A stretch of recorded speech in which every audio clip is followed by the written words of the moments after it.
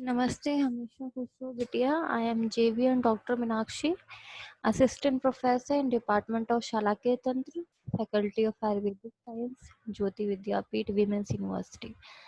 In today's session, we will discuss the uveitis. Uveitis is the disease related to the uveal tissue. We have already discussed the anatomy of the uveal tissue. In the uveal tissue, we have three main structures, which are the iris and ciliary body and choroid. So all these things have been discussed in previous anatomy section, very in very detail. So today we'll discuss the uveitis. So uveitis, it is a inflammation of the uveal tissue. We consider the term uveitis. It means the inflammation of the uveal tissue only, but practically there is always some associated inflammation of the adjacent structures, such as the retina, vitreous, sclera, and cornea. Due to close relationship of the anatomically distinct parts of the uveal tract, the inflammatory process usually tends to involve the uvea as a whole. Then we come to the classification of the uveitis. Uveitis can be classified as a anatomical classification, clinical classification, pathological classification, and last one is the etiological classification, which is also known as the Duke-Elders classification.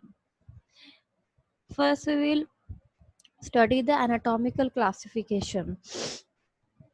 In this there are four terms: the anterior uveitis, intermediate uveitis, posterior uveitis, and panuveitis. Anterior uveitis, it is the inflammation of the uveal tissue from iris up to the pars plana, pars pliccata of the ciliary body. It can again be subdivided into iritis, iridocyclitis, and cyclitis. What is iritis? Iritis in which the inflammation predominantly affects the iris. Iridocyclitis in which iris and pars pliccata, part of the ciliary body, are equally involved. And next is the cyclitis in which pars pliccata, part of the ciliary body, is predominantly affected. Then after anterior uveitis, there is intermediate uveitis. It includes the inflammation of the pars plana and peripheral part of the retina and underlying choroid, and it is also called the pars planitis. The next term is the posterior uveitis. It refers to the inflammation of the choroiditis, and or associated inflammation of the retina. Hence the term chorioretinitis is used. Then the fourth term is the panuveitis. It is the inflammation of the whole uvea. Then we come to the second classification of uveitis. It is the clinical classification. There are mainly three terms used in this clinical classification: anterior uveitis, acute uveitis, chronic uveitis, and recurrent uveitis. What is acute uveitis? It has got a sudden symptomatic onset and disease lasts for about 3 months or less. Then chronic uveitis, its frequency has an insidious and asymptomatic onset. It persists longer than 3 months and is usually diagnosed when it causes defective vision.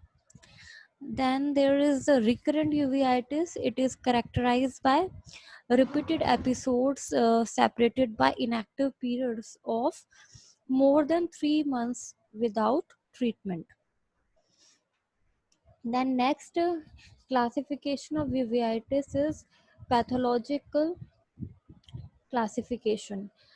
According to pathological classification, uveitis can be suppurative uveitis and non-suppurative uveitis. The suppurative uveitis is also called the purulent uveitis, and the non-suppurative uveitis has been further subdivided into two groups, which is called the Woods classification into non-granulomatous uveitis and granulomatous uveitis. Then we come to the next classification of uveitis, which is the Duke-Aldrich classification or the etiological classification. Uveitis can be infective uveitis, then immune-related uveitis, toxic uveitis, traumatic uveitis, and uveitis associated with non-infective systemic diseases and idiopathic uveitis. Immune-related uveitis can also be termed as allergic uveitis.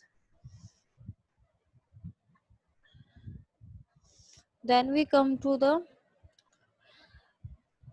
um, anterior uveitis.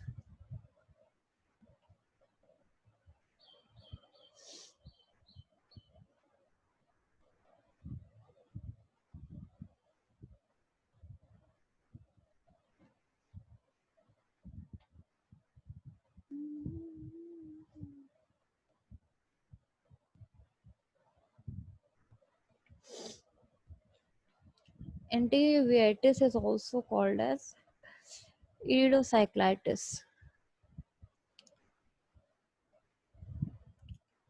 Though anterior uveitis almost always presents as a combined inflammation of iris and ciliary body, it is called the iridocyclitis.